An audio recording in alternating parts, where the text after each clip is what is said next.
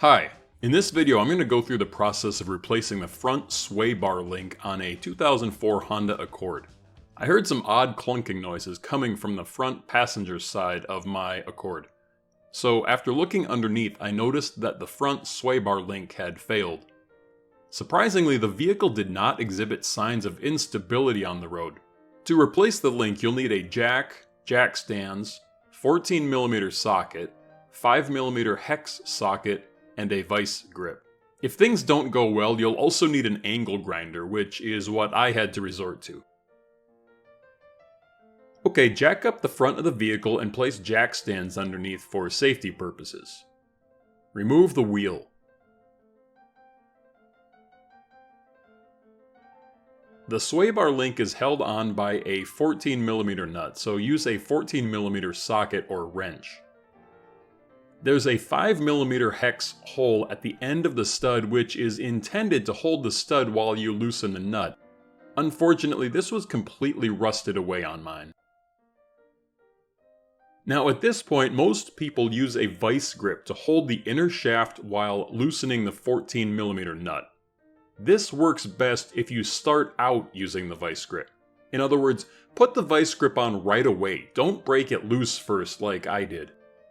Let the rust and corrosion help you hold it in place while you remove the 14mm nut. Don't you just love videos where everything goes perfectly? If so, click next because this is not one of those videos. Eventually I gave up and used an angle grinder to cut off the old link. I hope it doesn't come to this for you, but can I just say I love this tool? This is the proverbial bigger hammer. On the bottom one, I ground some flat spots for the vise grip to hold on to.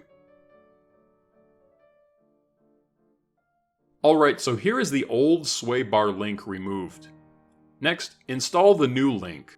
I installed new ones with grease fittings to hopefully extend their life. Don't forget to grease these up. Just get the studs through the holes. You might need to pry a little bit since these sway bar links are so short. Then, tighten them up with a 14mm wrench. The other nice thing about these links is that they have a hex fitting on the inside too, so you can use a wrench to hold it for torquing or removing. Sway bar links aren't that expensive, but these are a little more due to the grease fittings and the inner hex portion.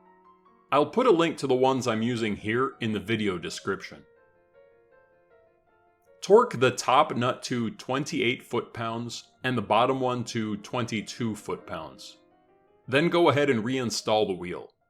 Now you're all set. Use the same procedure for the other side.